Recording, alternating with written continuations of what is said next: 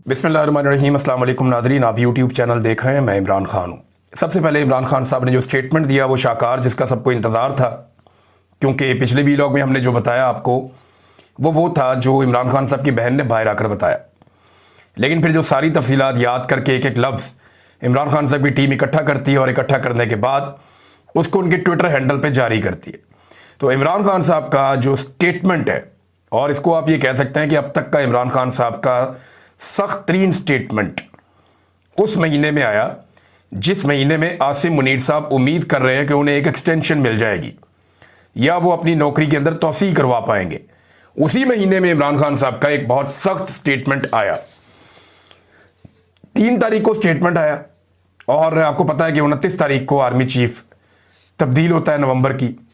बहरहाल इमरान खान साहब ने क्या कहा, पहले ये सुनिए। मुल्क में इस वक्त आइन और कानून की नहीं, आसिम लॉ की हुक्मरानी है। आसिम मुनीर तारीख का जालिम तरीन डिक्टेटर और जहनी मरीज है। इसके दौर में जितना जुल्म हुआ उसकी मिसाल नहीं मिलती। इसके दौर में औरतों का लिहाज किया गया, ना बच्चों का, और बुजुर्गों पर रहम ना खाया गया।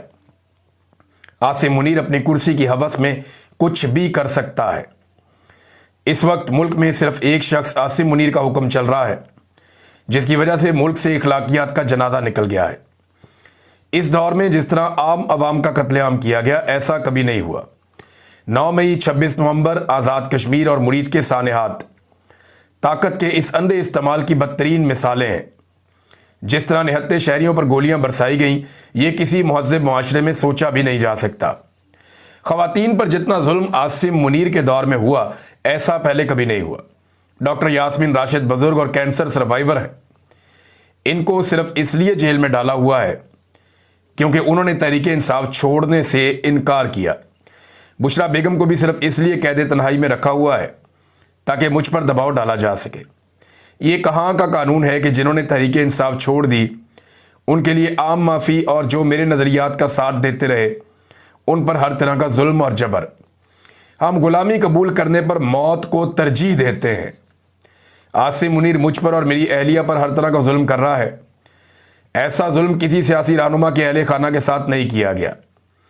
मैं एक बार फिर वादे करना चाहता हूं, ये चाहे कुछ भी कर ले, ना ही मैं झुकूंगा और ना ही इनकी बैत करूंगा।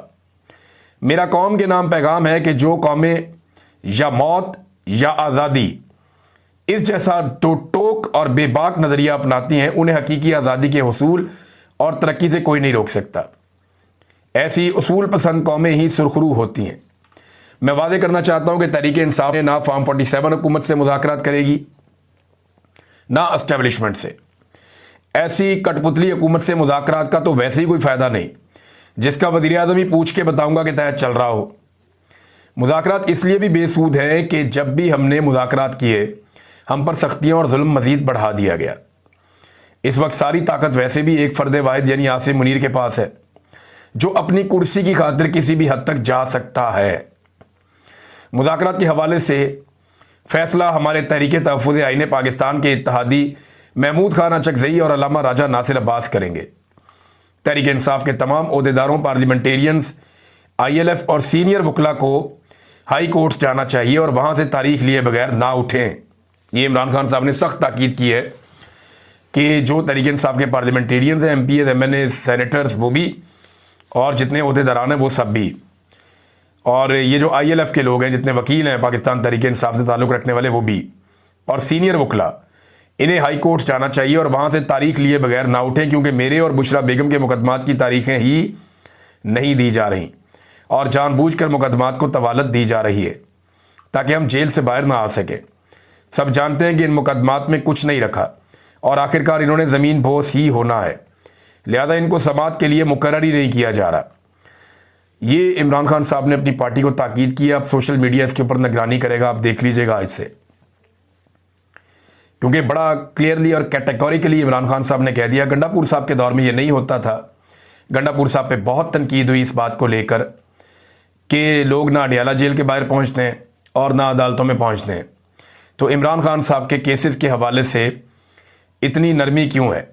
लेकिन अब क्योंकि ये इम्तिहान आ गया सुहेल अफरीदी का, तो देखते हैं कि वो इसके ऊपर किस तरह की हिकमत अमली बनाते हैं, किस तरह लोगों को भेजते हैं और कैसे फैसिलिटेट करते हैं। सलमान अकरम राजा के ऊपर जो पाकिस्तान तहरीक इंसाफ छोड़ जाने वाले लोग थे, वैसे मैं हैरान होता हूं कि वो अपने मुंह से कहते हैं कि हमें एस्टेब्लिशमेंट ने डंडे मार मार के पाकिस्तान तहरीक इंसाफ छुड़वाई है।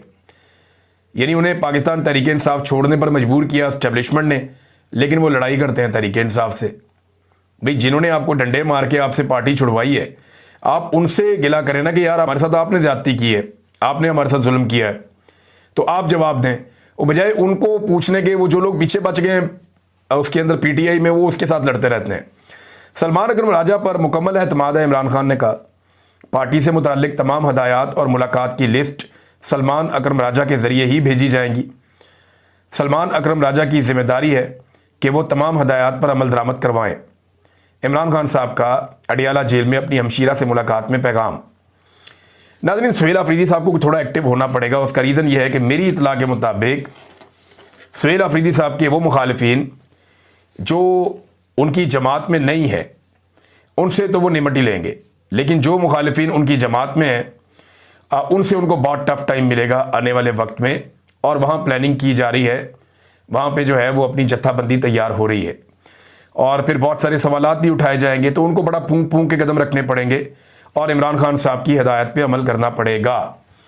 27वीं आईनी तरमीम का नादरीन हर तरफ रौला पड़ा हुआ है। आज़ाद कश्मीर के साबिक वज़ीर-ए-आज़म राजा फारूक हैदर, नून लीग से इनका ताल्लुक है, वो ये दावा करते हैं कि 27वीं आईनी तरमीम आज़ाद कश्मीर को अबूरी सूबा बनाने का इम्कान है।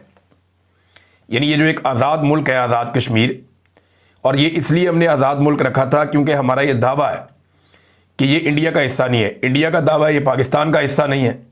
तो अक़वाम मुत्तहिदा ने कहा था कि यहाँ के लोग फैसला करेंगे कि वो किसका हिस्सा है। तो हमने अपने इस केस को मजबूत रखने के लिए आज़ाद कश्मीर को एक अलग हैसियत दी थी, आज़ाद हैसियत। लेकिन ये नून लीग के फारूक हैदर साहब कह रहे हैं और बड़ी अजीब बात कर रहे हैं कि 27वीं आईनी तरमीम कश्मीर को अबूरी सूबा बनाने का इम्कान है। ये बहुत अहमियत की हामिल है। आज़ाद कश्मीर की हैसियत को ज़ेर बहस लाया जा सकता है, मौजूदा निज़ाम की बिसात भी लपेटी जा सकती है, और यानी ये अजीबोगरीब बातें कर रहे हैं। अब पता नहीं ये होगा या नहीं होगा, क्योंकि कश्मीरी इसके ऊपर बड़ा सख्त रद्द-ए-अमल देंगे, ये मैं ज़ाती तौर पे जानता हूँ। एक और बात, सवाल जो उठाया मुस्तफ़ा नवाज़ खोखर साहब ने, कि कहा जा रहा है कि कमांडर इन चीफ का एक नया ओहदा तख्लीक किया जा रहा है। ये जो 243 वाला है ना आर्टिकल आइन का, असल में तो तरमीम जो हो रही है वो तो अदलिया के अंदर हो रही है। जो असल तरमीम है वो अदलिया के अंदर और आर्मी के मामलात के अंदर हो रही है। आर्टिकल 243 में और आर्टिकल 200 में, इन चीज़ों में जो असल तरमीम है वो यहाँ पे हो रही है। कुछ इनका ये है कि इलेक्शन कमीशन को तैनाती के हवाले से वज़ीर-ए-आज़म को इख्तियारात मिल जाए, अपोजिशन का कंडा निकाल दें, कोई एक दो चीज़ें और कर दें, तो अपनी हुकूमत को पक्का और मजबूत बनाने और अगला इलेक्शन चोरी करने के रास्ते ये लोग ढूंढ रहे हैं। असल तरमीम ये है, ये 18वीं तरमीम की जो चंद चीज़ें आई हैं, इन पे कंप्रोमाइज़ हो जाएगा पीपल्स पार्टी का और एस्टेब्लिशमेंट का। और वो चीज़ें लाई सिर्फ इसलिए गई हैं ताकि जरदारी ख़ानदान को एक फेस सेविंग दे दी जाए। वो ऊंची आवाज़ में 2-4 तकरीरें करेंगे, रोला डालेंगे, भाग दौड़ करेंगे, मुज़ाकरात करेंगे, बातें करेंगे। फजल रहमान को फेस सेविंग मिल रही है, उन्होंने भी बड़ा रोला डाला कि 18वीं तरमीम को किसी ने देखा भी तो ये कर दूंगा, वो कर दूंगा। ओ ये इस तरह सवाल ही पैदा नहीं होता। एस्टेब्लिशमेंट जो कहेगी बिलावल भी वही करेंगे, फजल रहमान भी वही करेंगे। फेस सेविंग के लिए उनको कुछ तरमीम के अंदर ऐसी चीज़ें डाली गई हैं जो बाद में ख़त्म कर दी जाएंगी। ये आर्टिकल 243 है क्या? ये फौज से मुताल्लिक आइन के अंदर पूरा एक हिस्सा है। अब कहा जा रहा है कि कमांडर इन चीफ का एक नया ओहदा तख्लीक किया जा रहा है, जो जॉइंट चीफ ऑफ स्टाफ का ओहदा ख़त्म किया जा रहा है। आइन के साथ जो सुप्रीम कमांडर सदर पाकिस्तान को हासिल है, उसके साथ भी छेड़छाड़ की जाएगी। इसके बाद आइन सिविलियन इदारों को एस्टेब्लिशमेंट के मातहत कर देगा। आइन के तहत जो सिविलियन इदारे हैं वो एस्टेब्लिशमेंट के मातहत हो जाएंगे। यानी आर्मी चीफ को एक नया ओहदा मिल जाएगा, ज़्यादा मजबूत हो जाएंगे। कुछ जो इस्लामाबाद में दोस्त हैं वो ये बता रहे हैं कि आसिम मुनीर साहब को इमरान खान साहब से बहुत खौफ है, और उन्हें इस बात का आइडिया है कि इन 3 सालों में जिन चीज़ों को वो ठीक करना चाहते थे वो नहीं हुई। पब्लिक के अंदर परसेप्शन ठीक करने की उन्होंने बड़ी कोशिश की, इंडिया के तैयारे भी गिर गए, फिर भी 1-2 महीने से ज़्यादा वो काम चला नहीं। पब्लिक में भी परसेप्शन बहुत ख़राब है और आसिम मुनीर साहब की पॉलिसीज़ की वजह से है। तो आसिम मुनीर साहब ये जानते हैं कि जो मौजूदा हुक्मरान है ये मुझे मुंह भी नहीं लगाएंगे जिस दिन मैं इररेलीवेंट हो जाऊंगा। यानी जनरल बाजवा को तो इन्होंने गालियां दी हैं, जनरल बाजवा को तो सत्यानाश करके रख दिया नून लीग ने, जिसके ये जूते पॉलिश करते थे। आसिम मुनीर को नजर आ रहा है कि जिस दिन नौकरी नहीं रहेगी ये टके टोकरी कर देंगे मुझे नून लीग वाले और पीपल्स पार्टी वाले, ये मुझे मुंह ही नहीं लगाएंगे, मैं टाइम मांगता रहूंगा मुझे नहीं मिलेंगे। और इमरान खान को मौका मिल गया तो वो मुझे वैसे ही नहीं छोड़ेगा, ये भी उनके दिल के अंदर डर है। तो ये इस डर के साथ जो है ना वो एक बड़ी पॉलिटिकल पार्टी है, बड़ा मुतनाज़ हो गया ओहदा आर्मी चीफ का। देखिए ये बात एक हकीकत है कि आर्मी चीफ आसिम मुनीर साहब ने काफ़ी सियासत की है।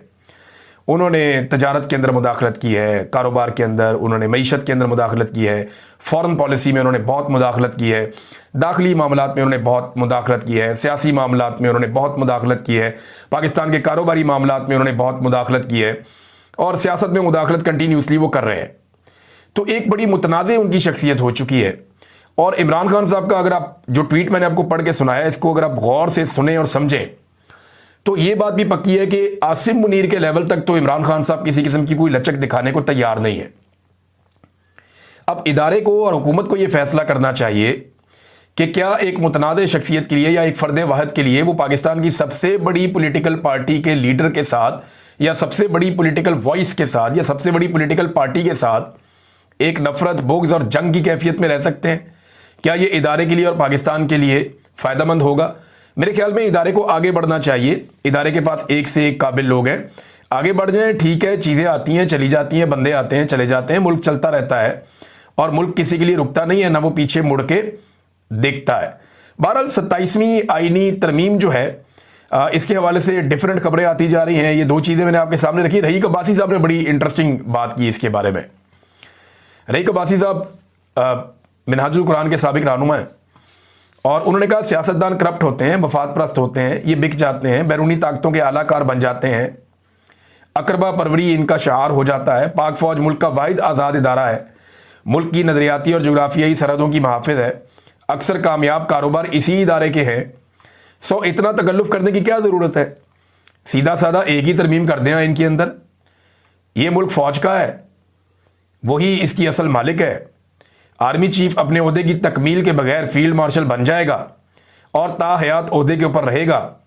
वही मुल्क के सदर, वज़ीर आज़म और अरकान शूरा, सूबाई हुकूमतों और तमाम जजों के तकर्रुर का इख्तियार भी रखता होगा और मुल्क का नाम इस्लामी जमहूरिया पाकिस्तान से बदल कर सल्तनत अस्करिया पाकिस्तान रख दें। बहुत सारे लोग तनकीद करें 27वीं आईनी तरमीम आने पर, लेकिन क्योंकि एस्टेब्लिशमेंट की ख्वाहिश है तो ये पूरी हो जाएगी, 27वीं आईनी तरमीम पास हो जाएगी। इस मरतबा मैं आपको खबर ये देता हूँ कि एस्टेब्लिशमेंट ने PMLN को और पीपल्स पार्टी को ये कहा है कि अब हमने आपके नंबर पूरे कर दिए हैं और पिछली आईनी तरमीम में बहुत कालक हमारे मुंह पे मली गई थी एस्टेब्लिशमेंट के, हमारे साथ बहुत बुरा हुआ है, पूरी दुनिया में बदनामी हुई है और हमने वो काम किए हैं। 26वीं आईनी तरमीम के लिए देखें ना, बंदे अगवा कर लिए, अरकान असम्बली अगवा कर लिए, उनकी बहन बेटियां बहुएं अगवा कर ली, टॉर्चर किया, बच्चों को अगवा कर लिया, पार्लियामेंट के अंदर घुस गए, पार्लियामेंट लॉजेस के अंदर घुस गए। तो पिछली आईनी तरमीम में तो इन्होंने बहुत गंद मारा एस्टेब्लिशमेंट ने। तो उन्होंने कहा जी कि अब आप मजीद कालक हमारे ऊपर ना मले, हमारी ज़रूरत है 27वीं आईनी तरमीम, लिहाजा ये अब आप खुद बोझ उठा लें, आप खुद करवा लें, आपके नंबर हमने पूरे करवा दिए। तो जनाब इसहाक डार साहब मैदान में आए और इसहाक डार साहब ने आके इसको ओन कर लिया। उन्होंने कहा जी मैं ओन करता हूँ कि ये जो आईनी तरमीम है ये हम कर रहे हैं और जनाब हमारी तरफ से आ रही है, हम इसकी जिम्मेदारी कबूल करते हैं। हालांकि यही इसहाक डार, ये मेरे पास स्टेटमेंट मौजूद है इसहाक डार का, ये अगस्त के एंड का स्टेटमेंट है, यानी 2 माह पहले की बात है कि यही इसहाक डार स्टेटमेंट दे रहा था कि अभी तो 26वीं आईनी तरमीम हम हजम कर रहे हैं, 27वीं की ज़रूरत नहीं है। लेकिन 2 माह में ऐसा क्या इनकलाब आ गया कि अब 27वीं आईनी तरमीम को ये कह रहे हैं जी हम तो इसके ऊपर काम कर रहे थे। जब इनसे पहले पूछा तो उन्होंने कहा जी हम तो कर नहीं रहे कुछ भी, हम तो 26वीं हजम कर रहे हैं। तो फिर अचानक एस्टेब्लिशमेंट ने लाके इनके सामने रख दी जनाब अब ये भी करनी है, तो ये अब उसको ओन कर रहे हैं बेचारे, मरता क्या ना करता। जो वो इनको दे देते हैं ये कहते हैं जनाब जैसे आपका हुक्म हम ये भी कर लेंगे आपके लिए, बस आप इमरान खान से हमें बचाएं, हम इमरान खान से आपको बचाते हैं। तो ये इस चक्कर के अंदर मिलजुल कर जो वो एस्टेब्लिशमेंट कहती है ना ये वो कर देते हैं। अब इसहाक डार इसको ओन कर रहे हैं मजबूरन, यानी इससे पहले इनको पता ही नहीं था। और मैं आपको कई महीनों से बता रहा हूं कि 27वीं आईनी तरमीम के ऊपर बारीक वारदात डाली जा रही है, बड़े लंबे अरसे से काम हो रहा है और बहुत सारी ऐसी चीजें, यानी PMLN को तो 27वीं आईनी तरमीम का पता ही चला तब जब बिलावल जरदारी ने कहा कि जनाब ये तरमीम आ रही है। इससे पहले जो आम PMLN का MNA सेनेटर उसको तो पता ही नहीं था कि कोई तरमीम भी आ रही है। यहां आप नवाज शरीफ का एक स्टेटमेंट इस मौके पे अगर आप देखें तो उसको शहबाज शरीफ के एक स्टेटमेंट के साथ मिलाकर पढ़ें।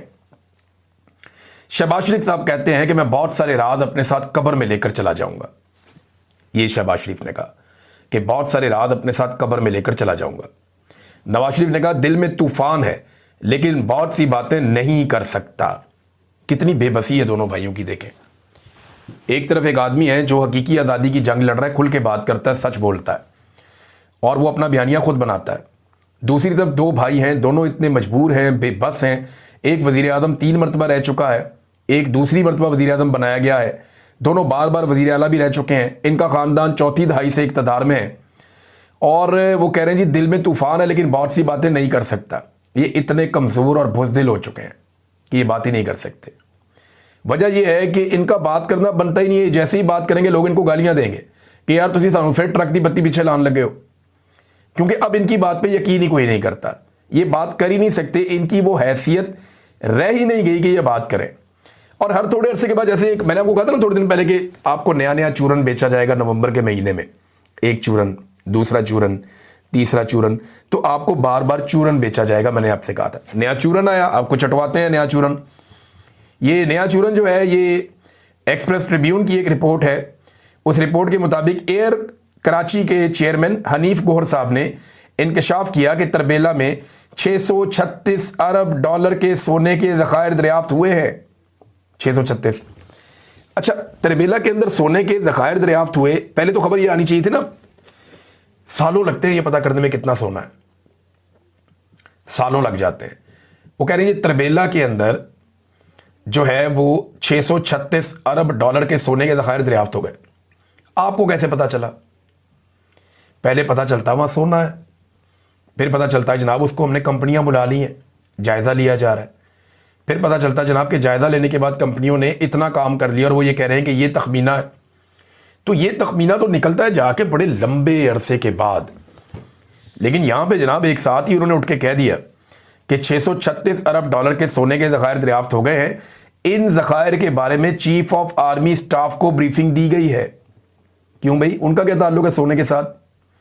उनका ताल्लुक दिफा के साथ है या सोना निकालने के साथ है? ये तो जो आपका माइंस एंड मिनरल्स का सेक्रेटरी है उसको ब्रीफिंग होनी चाहिए थी, या जो इसका वजीर है उसको ब्रीफिंग होनी चाहिए थी, या मैक्सिमम वजीर आजम को आप ब्रीफिंग दे देते, वजीर खजाना इसके अंदर शामिल हो जाता। लेकिन ये आर्मी चीफ को इसके ऊपर आप क्यों ब्रीफिंग दे रहे हैं? उसका क्या ताल्लुक है सोने के साथ? भाई सालों के साथ ताल्लुक होना नहीं चाहिए उनका। इसलिए मैं कहता हूं ना बहुत मुतनाज़ हो गया ये होता। हनीफ गोवर के मुताबिक मामला SIFC के नोटिस में भी लाया जा चुका है। तो मैंने आपसे कहा था कि आपको रोजाना एक नया चूरन चटवाया जाएगा। मे भी वहां पे सोना शोना हो, लेकिन 636 अरब डॉलर, ये पता कितना पैसा होता है? ये पाकिस्तान का सारा कर्जा उतार के भी ये पैसा बच जाता है, इतना पैसा होता है। यानी 1,80,000 अरब रुपए होंगे ये, इतना पैसा। तो जनाब इतने ज़्यादा पैसों का तो नहीं सोना निकला है और उनको तखमीना भी हो गया, अंदाज़ा भी हो गया। ये आपको चूरन चटा रहे हैं एक के बाद एक, और यानी इनकी कहानियां सुनने वाली होती हैं। जब इन्होंने इक़्तिदार में आना होता है तो ये क्या कह रहे होते हैं, ज़रा ये आप एक देखें पुरानी खबर। ये खबर है जनाब एहसन इकबाल साहब के हवाले से, और ये 2019 में एहसन इकबाल साहब ने एक बात की थी। उसमें उन्होंने कहा तब्दीली आ नहीं रही, तब्दीली आ गई है। 548 रुपए की दवाई एक ही बार में 921 रुपए की हो गई, तकरीबन 373 रुपए का इजाफा हो गया। तो अब तो बीमार होना भी दुश्वार हो गया, ये एहसन इकबाल ने कहा। अब वही वाली दवाई आज उठा के एक और बंदे ने लगा दी। एहसन इकबाल साहब, अब यही मेडिसिन 1780 रुपए की हो गई है। यानी 548 वाली मेडिसिन अब 1780 रुपए की हो गई है। गरीब के जीने और बीमार होने के बारे में अब आपके क्या ख्यालात हैं? ये उन्होंने बाकायदा तस्वीरें लगाकर उसी दवाई की एहसन इकबाल साहब के दिखा दी कि जनाब अब बताएं आप, अब नहीं बोलते आप। मामला यह है कि इमरान खान साहब की हुकूमत आने से पहले जो निगरान हुकूमत थी उसके अंदर अद्वियात की कीमतें बढ़ाई गई थी और वही इनके खाते में बाद में डाल दी गई थी। वैसे इमरान खान के दौर में भी अद्वियात की कीमतें बढ़ी हैं, क्योंकि कोविड के दौरान और उसके बाद पाकिस्तान को संभालना वाकई मुश्किल था। लेकिन इस तरह नहीं हुआ जिस तरह इन्होंने तबाहियां फेर दी हैं। ये तो कई कई गुना बिजली की, गैस की, आटे की, पेट्रोल की, घी की, अद्वियात की, इन्होंने तो हर चीज़ की कीमतों को पर लगा दिए। इतना तो कभी भी नहीं होता था, तबाही फेर दी इन्होंने। नादरीन, एक खबर है, बड़े अच्छे सहाफ़ी हैं अहमद नूरानी साहब, उनके भाई के हवाले से।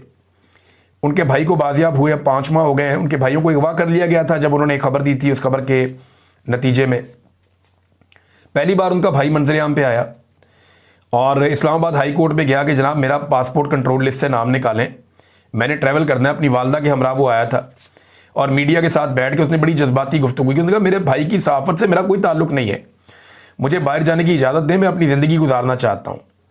मेरा फ्रीलांस काम 7 माह में ख़त्म हो चुका है, मेरी ज़िंदगी अजीरन बना दी गई है। मैं मोहम्मद अली हूँ, मैं इलेक्ट्रिकल इंजीनियर हूँ, मेरे साथ 6-7 माह पहले जो कुछ हुआ वो आप जानते हैं। मैं सहाफ़ी अहमद नूरानी का छोटा भाई हूँ। मेरा अहमद नूरानी के काम के साथ सहाफ़त या किसी किस्म की सियासत से कोई ताल्लुक़ नहीं है। मैं इंजीनियर के तौर पर काम करता रहा हूँ, फ्रीलांसर के तौर पर 2-3 साल से काम कर रहा हूँ। मेरे लापता होने की वजह से मेरा सारा काम बहुत ज़्यादा मुतासिर हुआ, बंद हो गया। मेरी मोबाइल डिवाइस जिसमें प्रोफेशनल डाटा था वो भी वापस नहीं किया गया। मेरे अकाउंट बंद करवाए गए, फिर अदालत के हुक्म पर खोले गए तो कुछ वक्त के बाद दोबारा बैंक अकाउंट बंद कर दिए गए। सऊदी अरब का वर्क वीज़ा लिया, तकरीबन 9 लाख रुपए खर्चा आया। मैंने 1 लाख रुपए का टिकट बुक करवाया, FIA की जानिब से मुझे ऑफलोड कर दिया गया। 8.5 घंटे मुझे हिरासत में रखा गया, इदारों की जानिब से धमकियां दी गई और मुझे पानी तक नहीं दिया गया। ऑफलोड की स्टैंप लगाकर मुझे ऑफलोड कर दिया गया। अब मैं हाई कोर्ट में आया हूं जनाब। वो कहते हैं जी मुश्किलात का सामना किया, मैं इस पर बात ही नहीं करना चाहता। मेरे साथ जो हुआ इसकी वजह से ज़हनी और फिजिकली मैंने बहुत मुश्किलात का सामना किया है। मेरे साथ ये जुल्म क्यों किया जा रहा है मुझे ये बताया जाए, मेरा नाम इस लिस्ट से हटाया जाए। मैं अपनी ज़िंदगी गुजारना चाहता हूँ, मेरी फैमिली के भी बैंक अकाउंट बंद है। अगर मैं यहाँ नहीं कर सकता तो बाहर जाने की तो मुझे इजाज़त दी जाए। वो बेचारा बड़े दुखी दिल के साथ, बड़ी तकलीफ के साथ बात कर रहा था। इस रियासत को शर्म भी नहीं आती और तरस भी नहीं आता। बहुत ही जालिम लोग हैं, लोगों के साथ ये किस किस्म की हरकतें कर रहे हैं। नाज़रीन, ताहिर अशरफी साहब ने एक स्टेटमेंट दिया, उसका एक जवाब आया है और जवाब जो है ना वो देने वाली शख्सियत बड़ी ज़बरदस्त है, सैयद मुस्तफ़ीन काज़मी साहब। ये वो वकील साहब हैं जिनके ऊपर कादी फ़ायद ईसा साहब के ऊपर तनकीद करने के बाद बहुत खौफनाक टॉर्चर हुआ था और ये बड़ी प्रॉब्लम में चले गए थे। तो क्योंकि ताहिर अशरफी साहब ने कहा कि उलमा का ज़मीर खरीदना किसी के बस की बात नहीं है, तो इन्होंने ताहिर अशरफी साहब को जवाब क्या दिया ये देखें। बिल्कुल सही, उलमाए हक का ज़मीर खरीदना नामुमकिनात में से है, मगर तुम्हारा इस बात से क्या ताल्लुक है? तुम तो आर्मी एस्टेब्लिशमेंट के बहुत पुराने टाउट हो, जर खरीद गुलाम हो। तुम तो दुनिया की वो वाहिद अशरफी है जिसका वजन 2 टन और कीमत 2 टके की है। तुम तो 1 बोतल की मार हो, सऊदी यहूदी हुकूमत के वजीफा ख्वार भी हो। ये बहुत सख्त तनकीद की है ताहिर अशरफी साहब पे सैयद मुस्तफ़ीन साहब ने। ताहिर अशरफी साहब वैसे एस्टेब्लिशमेंट की गेम उठा के रखते हैं, ये तो बात बड़ी ठीक है उनके बारे में। हर दौर के अंदर हुकूमत का हिस्सा बन जाते हैं और वो इक़्तिदार की मसनद पे रहना चाहते हैं और इसके लिए वो अपने गल्फ़ में ताल्लुकात भी इस्तेमाल करते हैं। ऐसा हम बड़े लंबे अरसे से जानते हैं। अब तक के लिए इतना ही, अपना ख्याल रखिएगा, अपने इस चैनल का भी। अल्लाह हाफ़िज़।